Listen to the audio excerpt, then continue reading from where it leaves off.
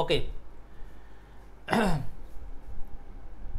শুরু হচ্ছে দশম বেসরকারি শিক্ষক নিবন্ধন ও প্রত্যয়ন স্কুল পরীক্ষা 2014 সালের প্রশ্ন সমাধান। আজকে আলোচনা করব এই প্রশ্ন সমাধানের পাশাপাশি প্রশ্ন বিশ্লেষণ, আমরা ইংরেজি অংশ সলভ করব। আমি আছি Alim sir, writer, expert English. So চলে যাই আমরা কথা ছাড়া একেবারে প্রথম প্রশ্নে। যেহেতু বিশ্লেষণ হবে, আমরা প্রশ্নের বিশ্লেষণগুলোতে চলে যাচ্ছি। আজকের প্রথম প্রশ্নে চলে যাচ্ছি। প্রথম প্রশ্ন হচ্ছে ট্রান্সলেশন থেকে আসা। 3টি প্রশ্ন ছিল, তার মধ্যে প্রথমটা হচ্ছে সে ইংরেজিতে ভালো। সো আজকে কিন্তু আমরা এক প্রকার গবেষণা আপনাদেরকে আগে থেকেই করে দিয়েছি, এক প্রকার গবেষণা করে দিয়েছি। সেটা হলো, দেখেন প্রথমেই বলেছি ট্রান্সলেশন থেকে কয়টা প্রশ্ন আসছে ভাই? 3টা প্রশ্ন আসছে।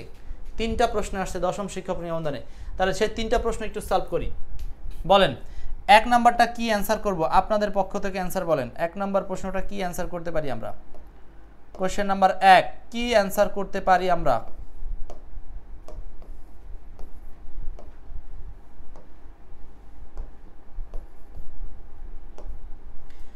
এক নাম্বার প্রশ্ন কি অ্যান্সার হবে? Question number 1।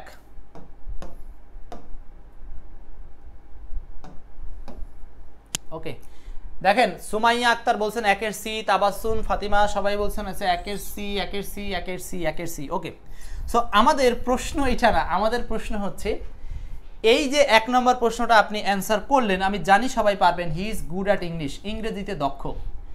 এখন এই কোশ্চেনটা বিশ্লেষণ করে দেখা যাবে যে এই যে দক্ষতা বোঝাতে গুডের সাথে অ্যাট বসলো, তাহলে আপনাকে পরীক্ষক প্রশ্ন করেছে এই অ্যাট থেকে। যখন নতুন একজন পরীক্ষক আবার এই কোশ্চেনটা দেখে একটা কোশ্চেন করতে যাবে, তখন উনি চিন্তা করবে যে এই কোশ্চেনটা তাহলে আমরা অ্যাট থেকেই দেব, কিন্তু হুবহু এই প্রশ্নটা দিব না। তো কিভাবে প্রশ্নটা দিবে, প্রশ্নটা কিভাবে দিবে সেটাই হচ্ছে আমাদের জানার বিষয়। সো এই জন্য আমাদেরকে শিখতে হবে কোন কোন জায়গাতে অ্যাট বসে, সেই ওয়ার্ডগুলো আমাদেরকে মুখস্থ করা বা সেই জিনিসগুলো আমাদের জানা।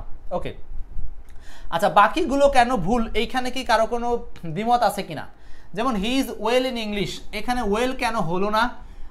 ওয়েল না হওয়ার কারণ হচ্ছে এই যে দেখেন ইজ হচ্ছে এখানে বি ভার্ব, আর বি ভার্বের পরে বসে হলো অ্যাডজেক্টিভ, আর আমরা জানি ওয়েল হলো অ্যাডভার্ব, ওয়েল হলো অ্যাডভার্ব। পাশাপাশি এটাও একটু জেনে যায়েন, কারণ কারেকশন রিলেটেড কোশ্চেনে কিন্তু এইটাই আবার ঘুরিয়ে ফিরিয়ে কারেকশন রিলেটেড দিবে। ঠিক আছে, জয়নব ইসলাম, জোনাকি সহ আরও অনেকেই সালাম দিছিলেন, ওয়ালাইকুম আসসালাম। তো চলুন আমরা আলোচনায় আসি। ওয়েল এখানে অ্যাডভার্ব, এই জন্য হবে না, ইজের সাথে ম্যাচ করে। He is expert in English, এখানেও কি হবে? অ্যাট হবে। আচ্ছা, কোনো কাজের ক্ষেত্রে, ভাষার ক্ষেত্রে সাধারণত আমরা অ্যাট দিই, কিন্তু কাজের ক্ষেত্রে আবার এক্সপার্টের সাথে ইন হতে পারে, এটা ভুল না। এরপরে he is better in English, এখানে বেটার কম্পারেটিভ ওয়ার্ডটা ব্যবহার করার কোনো প্রয়োজন নাই, কারণ বাক্যটার মধ্যে কোনো রকম তুলনার ব্যবহার নেই। যেহেতু তুলনার ব্যবহার নাই, এই জন্য শুধুমাত্র পজিটিভ ওয়ার্ড। এখন আসি আমরা এই অ্যাটের বংশ নির্ধারণ করব, যে অ্যাট কোন কোন ক্ষেত্রে বসে, এমন একটা চিত্র আপনাদেরকে একটু দেখানোর চেষ্টা করব। চলে আসেন, অ্যাপ্রোপ্রিয়েট প্রিপোজিশন অ্যাট, সমজাতীয় অর্থে কতগুলো অ্যাট আছে সেইগুলো আমরা একটু দেখি। চলে আসি। এমডি মানিক শেয়ার ডান, অনেক ধন্যবাদ। আজাদুল ইসলাম শেয়ার করেছেন, ধন্যবাদ। আমি সবই দেখতে পাচ্ছি কমেন্ট, আপনারা একটু একই সাথে আমার সাথে কমেন্ট করতে থাকেন, আমি দেখতেছি, কোনো সমস্যা নাই। নেক্সট, কোনো বিষয়ে দক্ষ বোঝাতে আমরা গুডের সাথে অ্যাট বসাই, কোনো বিষয়ে দক্ষ বোঝাতে আমরা কি করি? গুডের সাথে অ্যাট বসাই। 1 নম্বরটা পড়বেন, যারা খাতা কলম নিয়ে বসছেন দয়া করে একটু লিখে নেবেন, কারণ ফ্রি ক্লাসকে আপনি কখনোই ফ্রি যেতে দিবেন না। এখানে আমরা অনেক ভালো জিনিস দেখাবো, যেই জিনিসগুলো আপনার পরীক্ষায় প্রশ্ন কমন আসবে। ভালোর শেষ নাই, কিন্তু সবার আগে দেখতে হবে আমাদের কমন পড়তে পারে কোনগুলো। ঠিক আছে, এই যে দেখেন গুডের সাথে কি বসে? অ্যাট বসে, এই জন্য কোনো বিষয়ে দক্ষ বোঝাতে গুড অ্যাট। অ্যাপ্টের সাথে কি বসে? অ্যাট বসে। তাহলে এই যে বিশ্লেষণগুলো আমরা বলছি অ্যাট যেখানে যেখানে বসে সেইগুলো আমরা একটু পড়ে ফেলবো। কোনো কাজে বা বিষয়ে দক্ষ বোঝাতে এক্সপার্টের সাথে আমরা অ্যাট বসাই। নর্মালি অ্যাট না থাকলে আমরা কোনো কোনো ক্ষেত্রে ইন নিতে পারি, এটা নিয়ে হতাশার কিছু নাই। এখন এই যে দক্ষ এখানে ছিল, আর দক্ষের বিপরীত হলো অদক্ষ, দুইটার ক্ষেত্রেই অ্যাট বসে। তাহলে আমরা দেখেন এখান থেকে বোনাস কি শিখলাম, যে দক্ষ বোঝাতে অ্যাট বসে, অদক্ষ বোঝাতেও ব্যাডের সাথে অ্যাট বসে। দক্ষ বোঝাতে গুডের সাথে অ্যাট, অদক্ষ বোঝাতে ব্যাডের সাথে অ্যাট। এরপর দেখেন ওটস, ব্যাড থেকে কম্পারেটিভ ডিগ্রি ওটস, এটার সাথে কি বসবে? অ্যাট বসবে। ক্ল্যামজি, এখানে স্পেস ছিল মাঝখানে, ক্ল্যামজির সাথেও অ্যাট বসে, মানে ক্ল্যামজি অ্যাট মানেও কি? কোনো বিষয়ে অদক্ষ। ক্ল্যামজি অ্যাট মানে কোনো বিষয়ে অদক্ষ। দেখেন যখন ক্লাস করবেন শুধু চুপ করে শুনবেন না, মনে মনে উচ্চারণ করবেন আর প্রচুর কমেন্ট করবেন, প্রচুর কমেন্ট করবেন, প্রচুর কমেন্ট করবেন। ক্লাসটা পার্সোনাল ওয়ালে শেয়ার করে রাখবেন, সারা জীবনের সম্পদ হয়ে থাকবে এবং আপনি এটা পরবর্তী যে কোনো সময় দেখতে পারবেন। ডাল অ্যাট কথাটার মানে কি? নির্বোধ বা বোকা। তার মানে এই যে দেখেন অদক্ষ অর্থে কয়টা শব্দ, ব্যাড, ওর্স, ক্লামজি, ডাল, সবগুলোর সাথেই অ্যাট বসবে, ঠিক আছে। এরপর বিস্মিত আসে, দেখেন বিস্মিত অর্থে আবার কি বসবে? অ্যাট বসবে। বিস্মিত আছে বিস্ময়। সো এখানে দেখেন amazed at, astonished at, surprised at, startled at, দেখেন স্টার্টলেড অ্যাট। এরপর আসেন উপেক্ষা করা অর্থে অ্যাট বসে, যেমন কনাইভ অ্যাট, তারপর দেখেন উইঙ্ক অ্যাট। এইবার দেখেন এই যে শুধু অ্যাট দিয়ে যতগুলো আমরা পড়লাম, স্ক্রিনশট দেন, যাদের স্ক্রিনশট হয়ে যাবে ডান লেখেন। তাহলে এই যে অ্যাড দিয়ে যতগুলো ওয়ার্ড একসাথে পড়ে নিলাম, এইগুলো আপনাকে এক জায়গায় কালেকশন করে দিয়েছে কে জানেন? এই কালেকশনের কৃতিত্ব হচ্ছে আমার না, কালেকশনের কৃতিত্ব হচ্ছে এই এক্সপার্ট ইংলিশ বইয়ের। সো এইভাবেই সবগুলো জিনিসকে একেবারে কারেকশন করে করে এক জায়গায় এনে এনে দেওয়া হয়েছে। সো যারা মনে করেন যে এইগুলো আপনারা একসাথে পেতে চান, তারা অবশ্যই এক্সপার্ট বইটার সাথে নেন, পেয়ে যাবেন সব কিছু। ওকে, তাহলে আমি আরেকবার রিভাইজ দিয়ে আগাচ্ছি, যাব পরের কোশ্চেনে। তারপর গুডের সাথে অ্যাট, অ্যাপ্টের সাথে অ্যাট দক্ষ বোঝাবে, এক্সপার্ট অ্যাট দক্ষ বোঝাবে, অদক্ষ হচ্ছে bad at, worse at, clumsy at এবং ডাল অ্যাট। অদক্ষ অর্থে ডাল মানে আমরা জানি বোকা বা নির্বোধ। বিস্মিত অর্থে amazed at, astonished at, surprised at, startle at. উপেক্ষা করা অর্থে কননাইভ অ্যাট এবং উইঙ্ক অ্যাট। উইঙ্ক অ্যাট যত লিখবেন তত মনে থাকবে, সবাই শুধু লিখে যান, প্রচুর লিখে যান কমেন্টে। ওকে, নেক্সটে আসি। তাহলে আমরা দেখে নিলাম কোথায় কোথায় অ্যাট বসে, কোথায় কোথায় অ্যাট বসে। নেক্সট 2 নাম্বার আমরা দেখেছি মোট 3টা প্রশ্ন হয়েছে ট্রান্সলেশন, এই ট্রান্সলেশন থেকে। 2 নাম্বার বলেন, জীবন পুষ্পসজ্জা নয়।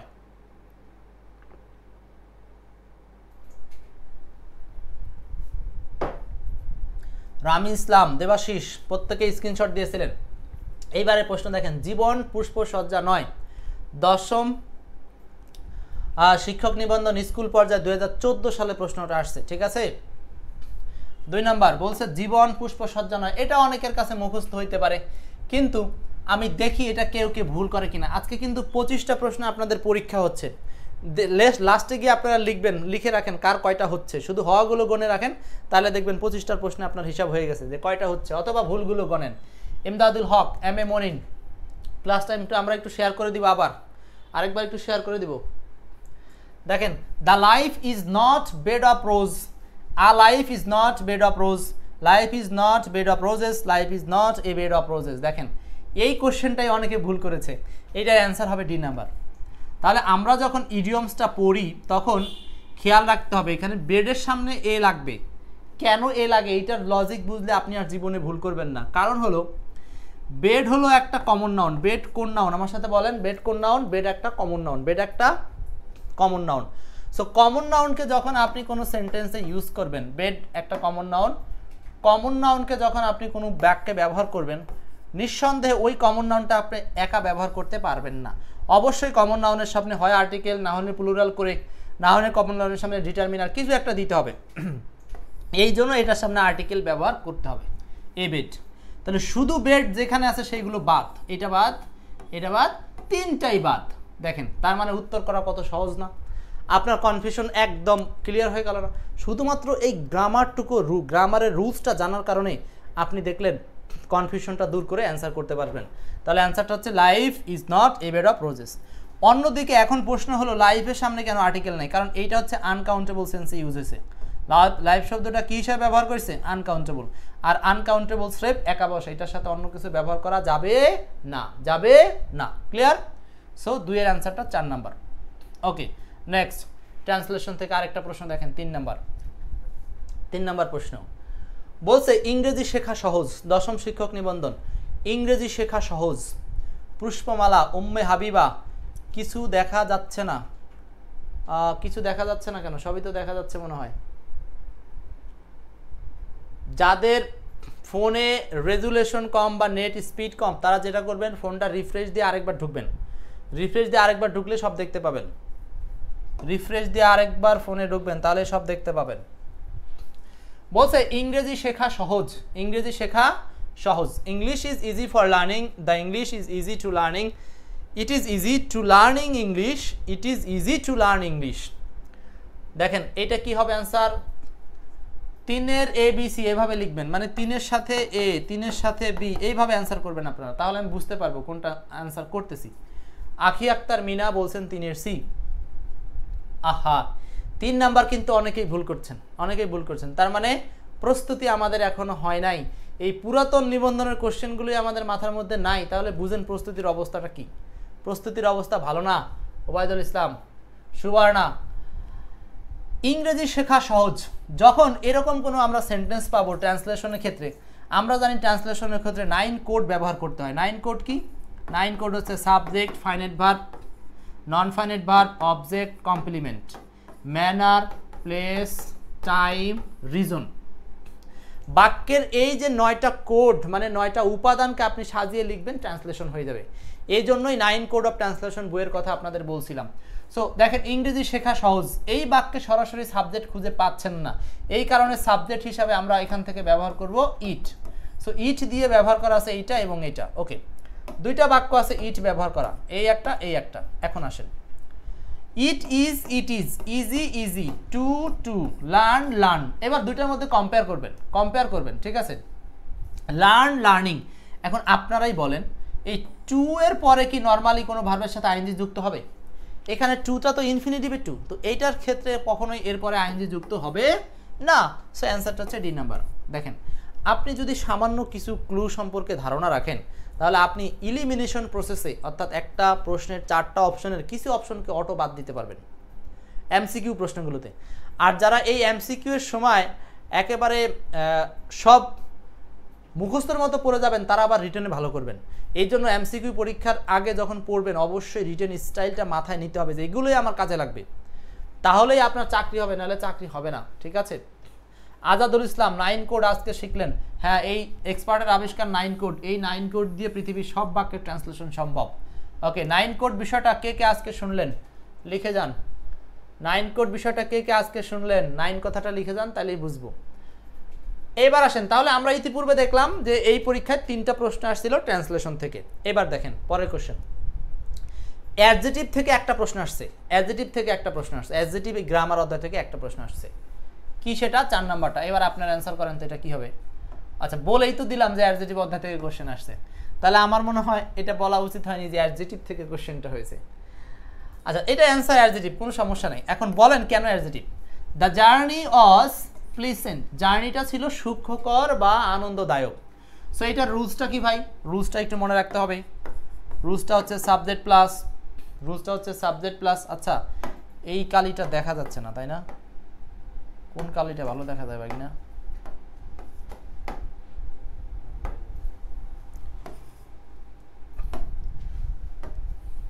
এটা তো নাই,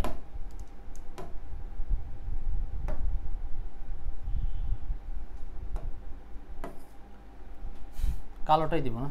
আচ্ছা, এই রুলসটা দেখেন তো, এই রুলসটা আমরা কি লিখবো? রুলসটা হলো এরকম, রুলসটা হচ্ছে subject plus linking verb plus adjective বসে। আমরা শুধু একটাই বসাবো, লিঙ্কিং ভার্ব, বি ভার্ব বলবো না। কেন বি ভার্ব বলছি না? কারণ লিঙ্কিং ভার্বের মধ্যেই বি ভার্ব থাকে। সো লিঙ্কিং ভার্বগুলো কি কি? লিঙ্কিং ভার্বগুলো একটু লিখে নেন। যে সমস্ত লিঙ্কিং ভার্বের পরে আমরা একটাই ওয়ার্ড পেলে সেটাকে অ্যাডজেটিভ বলবো, সেটাকে আমরা বলি, সেগুলো কি কি? লিঙ্কিং ভার্বগুলো কি কি? দেখেন, লিঙ্কিং ভার্ব হচ্ছে বি, শুধু বি বলতে আমরা be verb, become,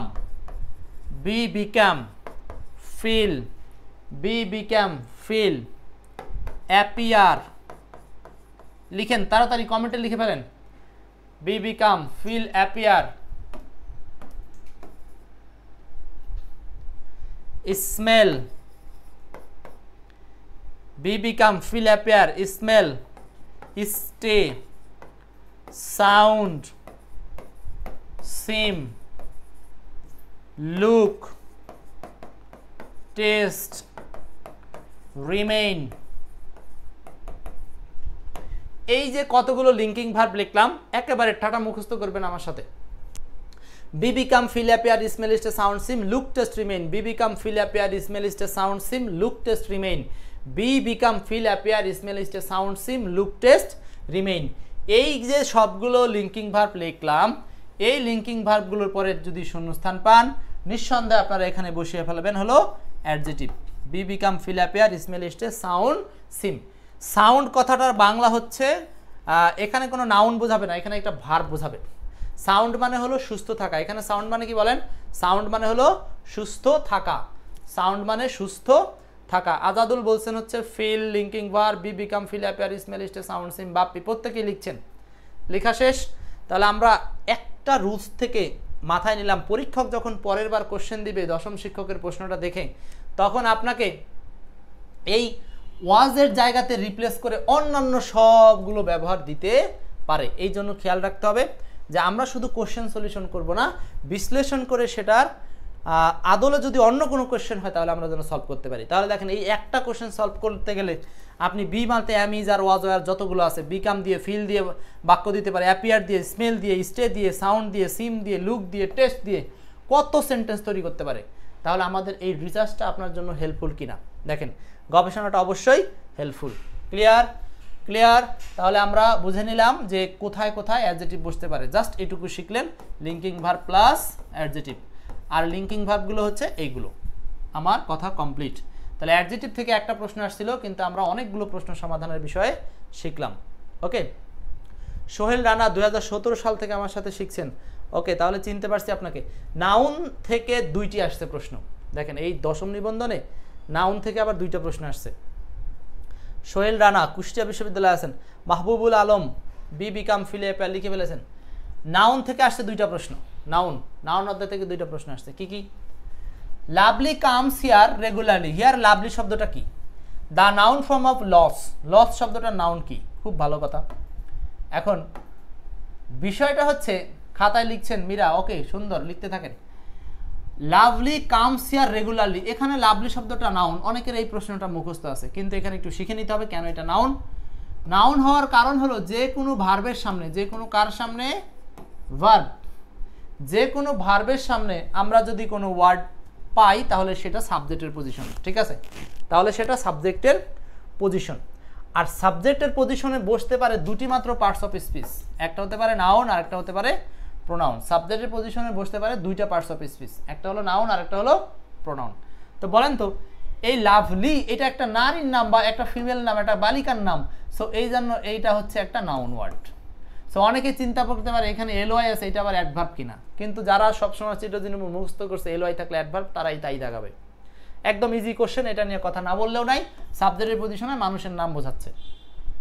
the noun form of loss. এই লস শব্দের নাউন ফর্ম কি? এই লস নিয়ে অনেকগুলো সমস্যা আছে। কি দেখতে চান নাকি লসের ক্ষেত্রে কি কি সমস্যা আছে? তাহলে আমরা সেই সমস্যাগুলো একটু দেখাবো। লস নিয়ে কি কি সমস্যা আছে দেখাবো। The noun form of loss, এখানে লস শব্দের নাউন হচ্ছে L O double S. L O double S.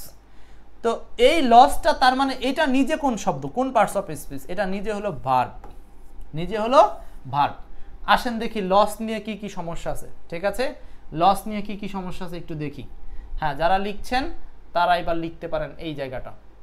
ওকে, খুবই ইমার্জেন্সি একটা জায়গা এখানে দিয়েছি, এটাকে বলা হয় common mistake. So expert English বইতে কমন মিস্টেক নামক একটা অধ্যায় আছে, সেখানে এই জিনিসগুলো আপনাদের জন্য রাখা আছে। কিন্তু তারপরেও ওইখান থেকে আমি আপনাদের দেখাচ্ছি। দেখেন, ভালো করে শিখে নেবেন আজকে শেষবারের মতো শিখে নেবেন। লস, LOOS, এটার উচ্চারণ কি?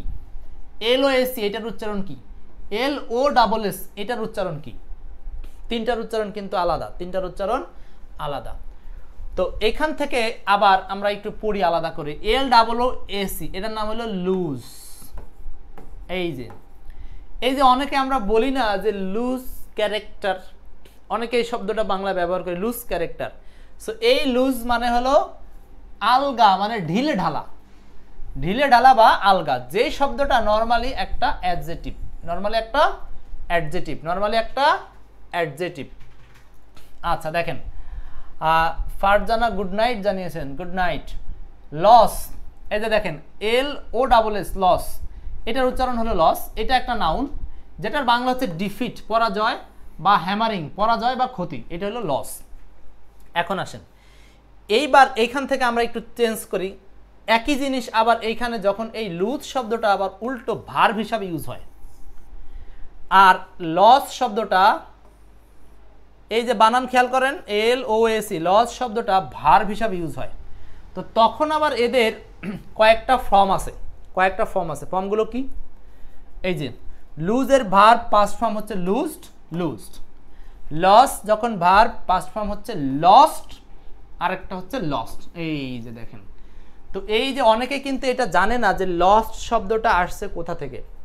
লস শব্দটা আসছে হচ্ছে এই যে LOS লস, এই ভার্ব থেকে। বলে না যে ব্যবসা অনেক লস হয়েছে।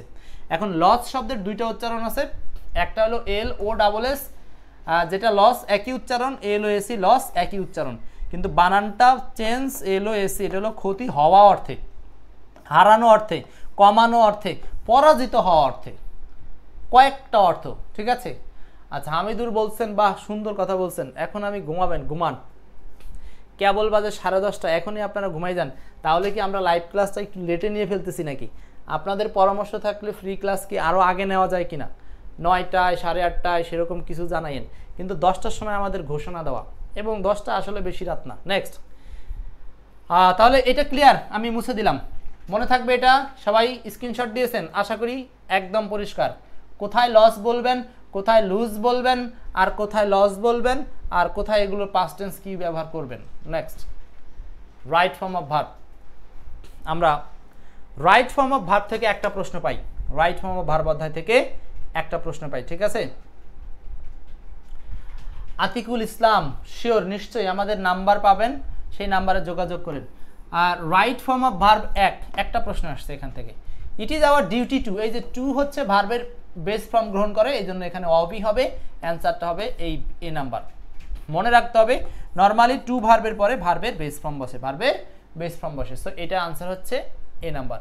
Next, 8 number, subject verb agreement থেকে দুইটা প্রশ্ন পাওয়া যায়। সাবজেক্ট ভার্ব এগ্রিমেন্ট থেকে দুইটা প্রশ্ন, গবেষণাটা দেখছেন আপনাদের সবাই বিগত সালের কোশ্চেন পড়াবে, কিন্তু সেটার মধ্যে যে এই রিচার্জগুলো আছে সেগুলো কেউ করবে না। আমার এই রিচার্জ করতে সারাদিনে আমার 6 ঘন্টা সময় যায়, 6 ঘন্টা আমার যায়, অফিসের লোকজনের যায়, সবারই এটার পিছনে সময় যায়। তো আপনারা কিন্তু ভাবেন না যে এত সহজেই শর্ট করে এটা হয়ে যায়। কোন অধ্যায় থেকে কয়টা আসছে সেটা নিয়ে কি গবেষণা করবে, তার সাথে সমজাতীয় কি কোশ্চেন পড়াতে হবে, এত সহজ নয়, অনেক কষ্ট করি ভাই। এই কষ্টের বিনিময়ে আপনার কাছে তো তেমন কিছু চাই না, চাই লাইভে থাকেন, ক্লাসটা একটু শেয়ার করেন, এই তো, আর কিছু না। আচ্ছা, লিজামণি এম মোমিন, হানি is taste sweet, charity it begins at home.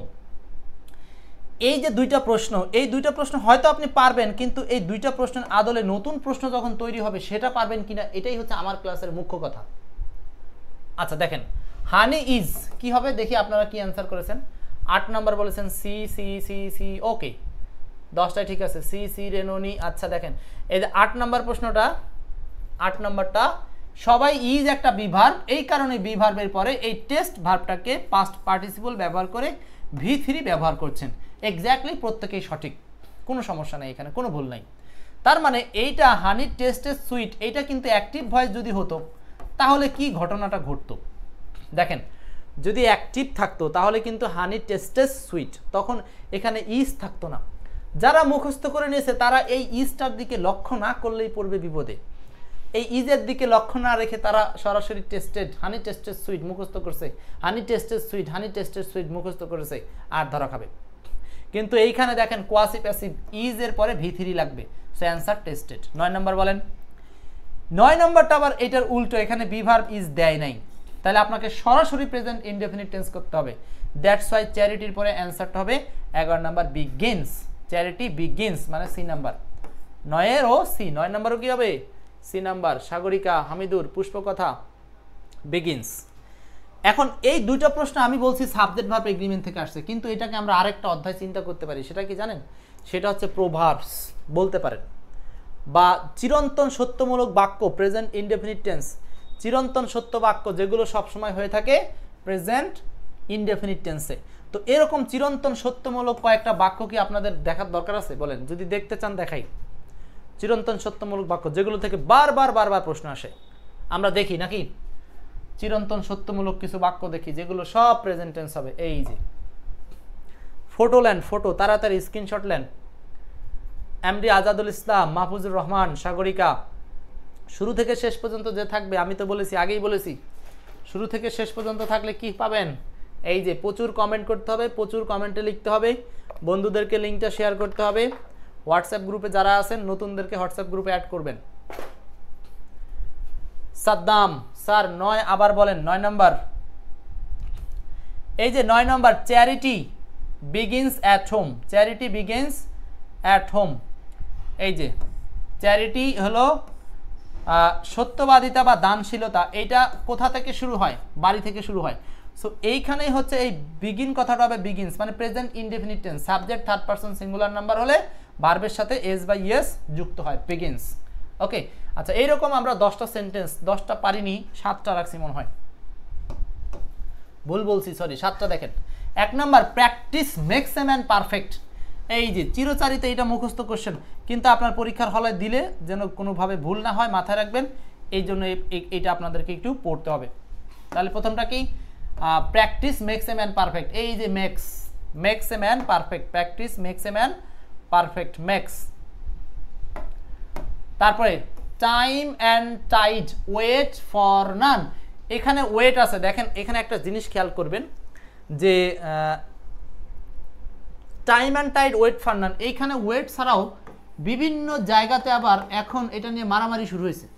Wait ছাড়া এখানে ওয়েটসও হতে পারে, কোনো সমস্যা নেই, দুইটাই হতে পারে, একটা একটু ব্যতিক্রম, আপনারা একটু এখানে ব্যতিক্রম লিখে রাখেন, এটা হচ্ছে exceptional.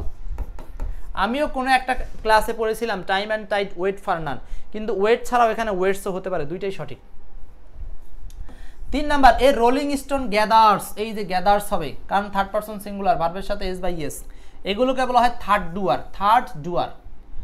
4 number, too many cooks, অনেক বেশি রাঁধুনি যদি এক জায়গায় থাকে তাহলে স্পয়েল দ্য ব্রুথ, এই ব্রুথ মানে তরকারির ঝোল, তাহলে ঝোলটা নষ্ট হয়ে যায়। অনেক বেশি রাঁধুনি যদি এক জায়গায় থাকে তাহলে তরকারির ঝোল নষ্ট হয়ে যায়, তার মানে কি কোনো একটা কাজ নষ্ট হয়ে যায়, যেখানে নানামণি নানা মদ্দায় সেখানে সমস্যাটা বেশি হয়।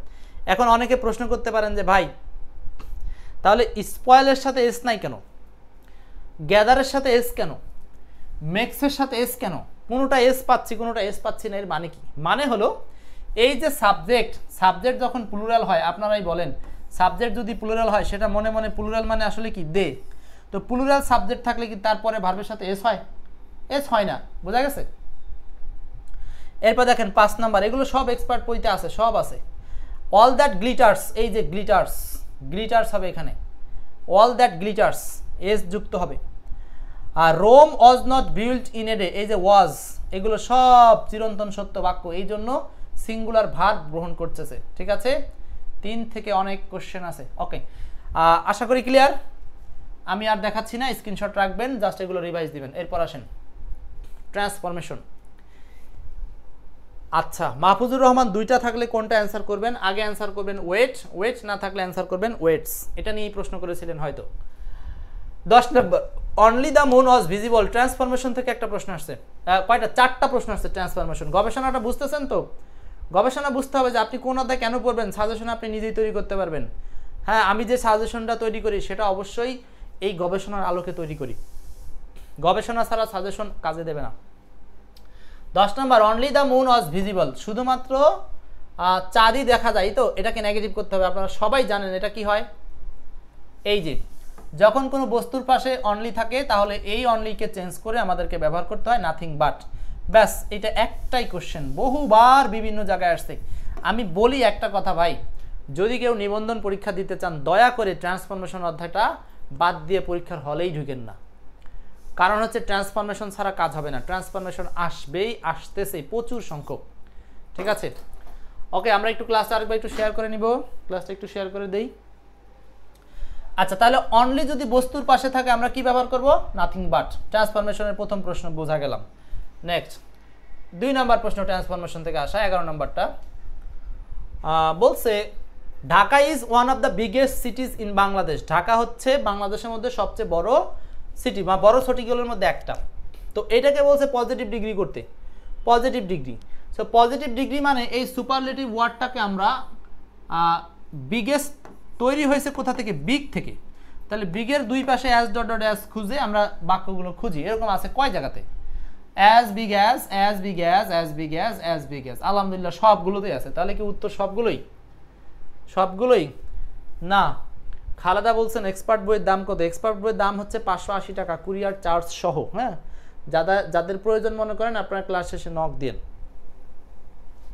অথবা আপনাদেরকে মেসেজ করে রাখবো, ওই মেসেজ করে দিই সেটারে। আচ্ছা, এখানে দেখেন, মনে রাখবেন যখন এইভাবে ওয়ান অফ দার পরে নাউন প্লুরাল থাকবে, ওয়ান অফ দার পরে নাউন প্লুরাল থাকবে, তখন আমরা ওই সেন্টেন্সগুলোকে, আবার বলছি নিয়মটা হচ্ছে ওয়ান অফ প্লাস নাউন যদি প্লুরাল থাকে তাহলে এটাকে আমরা চেঞ্জ করার জন্য ভেরি ফিউ দ্বারা বাক্যগুলো খুঁজবো। কি দ্বারা বলেন? ভেরি ফিউ দ্বারা। আর নিঃসন্দেহে এটা আপনার মনে আছে, ভেরি ফিউ এর পরে নাউনটাও কি হয়? প্লুরাল হয়। তো ভেরি ফিউ কয় জায়গাতে আছে? এই দুটার মধ্যে অ্যান্সার হবে ভেরি ফিউ, ভেরি ফিউ।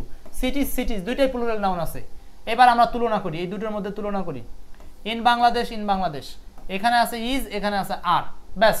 তার মানে সমস্যাটা এই দুইটার এক জায়গাতে আছে, মানে ইজ হবে না আর হবে, এটা বুঝতে হবে। তো ইজ হবে না আর হবে, এটা কি করে বুঝবেন? এই যে বাক্যের শুরুতে যখন ভেরি ফিউ থাকবে তখন এইখানকার এই নাউনটা অনুযায়ী ভার্ব হবে। তো সিটিজ হচ্ছে প্লুরাল, দ্যাটস ওয়াই আমার এখানে ভার্ব হবে হলো আর, ভার্ব হবে আর। অ্যান্সার বি নাম্বার, অ্যান্সার হচ্ছে বি নাম্বার, অ্যান্সার হচ্ছে বি নাম্বার।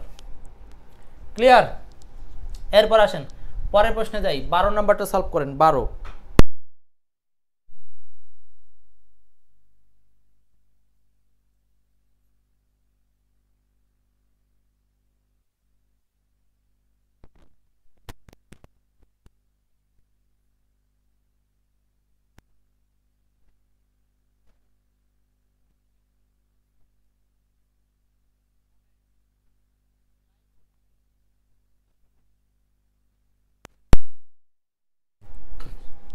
ওকে। লিজামণি বলছেন হচ্ছে 12 নম্বর, 11 বি বলছিলেন, 12 নম্বর বলেন। 12, নেভার টেল এ লাই, এটাকে বলছে প্যাসিভ করতে, প্যাসিভ। নেভার টেল এ লাই, দ্রুত বলেন, প্যাসিভ করব আমরা এটাকে। আমরা কিন্তু প্রায় শেষের দিকে, আমরা 25টা প্রশ্ন অর্ধেক শেষ হয়ে গেছে, বাকি প্রশ্নগুলো আমাদের খুব একটা ব্যাখ্যা নাই, ওগুলোকে আমরা অল্প করে শেষ করতে পারবো। সো এটার অ্যান্সার কি? 12 number, let a lie never be told. আমরা যখন ইম্পারেটিভ সেন্টেন্সকে প্যাসিভ করব, মনে রাখতে হবে ইম্পারেটিভ সেন্টেন্সে প্যাসিভ করার সময় আগে আনতে হবে লেট, লেট। তো লেটের পরে এই সেন্টেন্সের অবজেক্টটাকে লাই, এ লাই, তারপরে এই সেন্টেন্সে আমরা এই ভার্বের আগে একটা বি বসাবো, লেট এ লাই। ও, সেই সেন্টেন্সে আবার যদি নেভার শব্দটা থাকে তাহলে নেভার শব্দটাকে আমরা এই বি এর আগে ব্যবহার করে নিব, নেভার বি টোল্ড। অ্যান্সারটা হচ্ছে সি নাম্বার। মোটামুটি সবাই পারেন, ভয়েসগুলো সবাই পারেন। তাহলে ভয়েস চেঞ্জের ক্ষেত্রে আমার সাজেস্ট থাকলো আপনারা হচ্ছে ইম্পারেটিভ সেন্টেন্সের ভয়েস চেঞ্জগুলো বেশি করে করবেন। কোন সেন্টেন্স বলেন? ইম্পারেটিভ সেন্টেন্সের ভয়েসগুলো বেশি করে করবেন। Okay, next 13 number, I have no pen that I can lend you. আমার কোনো কলম নাই যে আমি তোমাকে ধার দিতে পারি। এইটাকে আবার তৈরি করতে বলছে সিম্পল সেন্টেন্স। তার মানে দেখেন ট্রান্সফরমেশন আসতেইছে, কিন্তু ট্রান্সফরমেশন বলতে আমরা কি বুঝি? অ্যাফার্মেটিভ, নেগেটিভ, অ্যাক্টিভ, প্যাসিভ, তারপরে এটা আসছে কি সিম্পল, কমপ্লেক্স, কম্পাউন্ড। হ্যাঁ, ট্রান্সফরমেশন অনেকগুলো অধ্যায়ের একটা সমন্বয় আর কি, মানে একটা থেকে আরেকটা চেঞ্জ করা, ধরন চেঞ্জ করা। 13 number, I have no pen that I can lend you. আমার ধার দেওয়ার মতো কোনো কলম নাই। সো এই ধরনের সেন্টেন্সগুলোকে আমরা যখন চেঞ্জ করব তখন জাস্ট অর্থটা অবশ্যই আগে মাথায় নেব। তাহলে 13 নম্বরের অ্যান্সারটা একটু দেখি আপনারা কে কে পারেন। এটার মাধ্যমেও একটা জিনিস বোঝা যাবে যে আসলে আপনাদের প্রস্তুতি কোথায় আছে। শুধু সহজগুলো পারেন, দেখি 13 নম্বরটা কি হবে। 13 নম্বর, আপনাদের মুখ থেকে অ্যান্সারটা শুনি।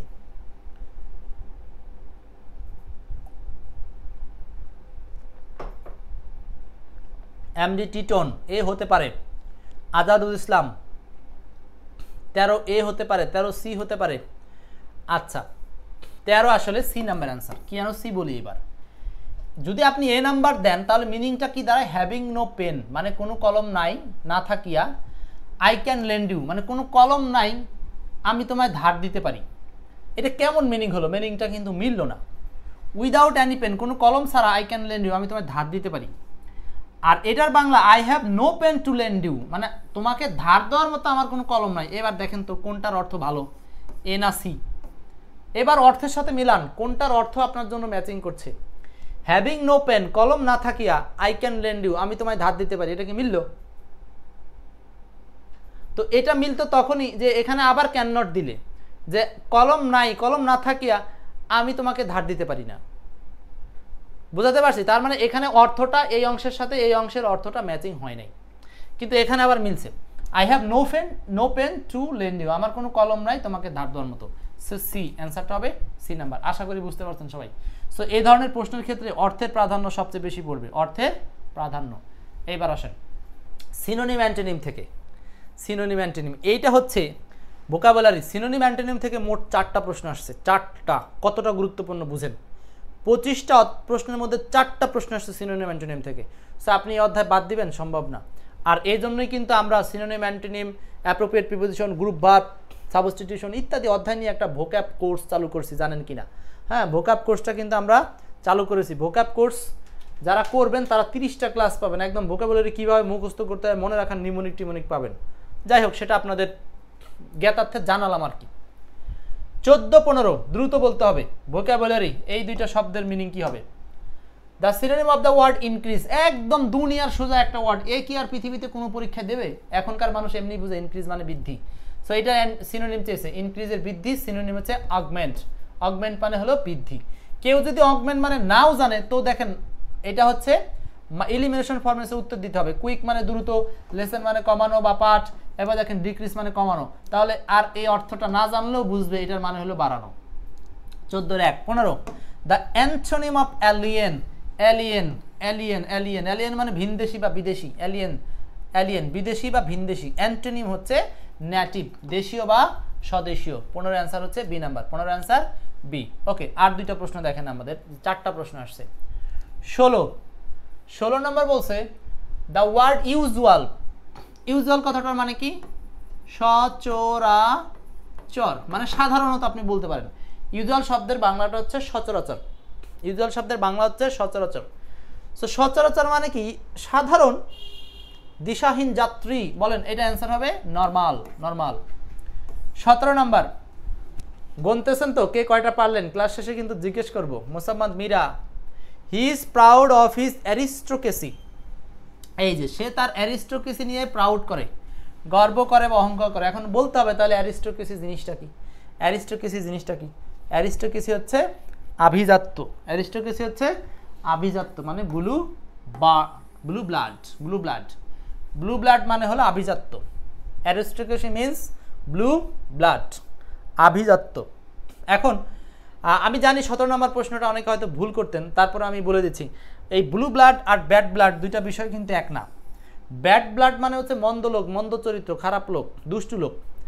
আর ব্লু ব্লাড মানে হচ্ছে আভিজাত্য, মানে ব্লু নীল, এটা হচ্ছে অভিজাত্যের প্রতীক। অভিজাতের প্রতীক, দুইটা কিন্তু দুই জিনিস, খেয়াল রাখেন। তো 17 অ্যান্সার বি নাম্বার আর 16 অ্যান্সার ছিল এ নাম্বার।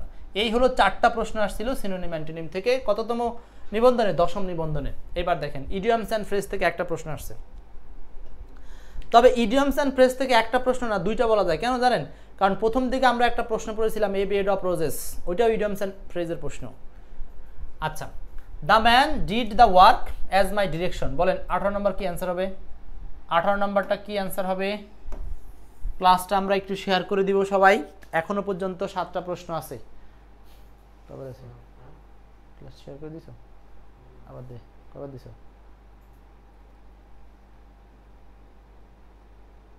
লাগবে না। এরপর the man did the work as my direction. Here as indicates idioms. এখানে অ্যাজ দ্বারা আসলে কি বোঝাচ্ছে? এখানে অ্যাজ দ্বারা কি ইন্ডিকেট করছে? এখানে অ্যাজ দ্বারা কি ইন্ডিকেট করছে? অ্যাজ দ্বারা ইন্ডিকেট করছে হচ্ছে অনুসারে, আদেশ অনুসারে। অ্যাজ মাই ডিরেকশন, আমার আদেশ অনুসারে। সো অনুসারে বোঝাতে এখানে অ্যান্সার হচ্ছে, অনুসারে বোঝাতে অ্যান্সার হচ্ছে অ্যাকর্ডিং টু। According to. 18 কেন ডি করলেন সাগরিকা? বুঝলাম না। 18 বি কেন করলেন? 18 অ্যান্সার হবে সি। বাংলাটা বুঝেন, the man did the work, লোকটি কাজটা করলো অ্যাজ মাই ডিরেকশন, মানে কি আমার নির্দেশনা অনুসারে। সো অনুসারে বোঝাতে আমরা সারা জীবন পড়েছি according to.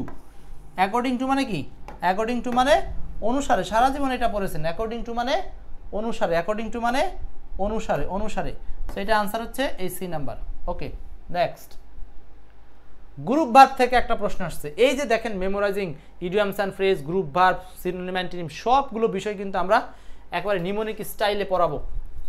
19 number smoking tales আপন আওয়ার হেলথ। আচ্ছা, এই যে টেল আপন মানে কথা বলে, আমাদের স্বাস্থ্যের উপরে কথা বলে। স্মোকিং মানে ধূমপান, টেলস আপন আওয়ার বডি আমাদের স্বাস্থ্যের উপরে বা আমাদের শরীরের উপরে কথা বলে। তা আসলে জিনিসটা কি বাংলা এরকম না, এটা বাংলা হচ্ছে টেল আপন। অনেকের মুখস্থ হয়ে গেছে, এটা বিসিএসেও আসা একটা প্রশ্ন। মানে টেল আপন মানে ক্ষতি করা, এটার অ্যান্সার হচ্ছে হার্মস। এটার অ্যান্সার হার্মস। টেল আপন মানে কি? ক্ষতি করা। টেল আপন মানে ক্ষতি করা, হার্ম। টেল আপন মানে ক্ষতি করা, হার্ম।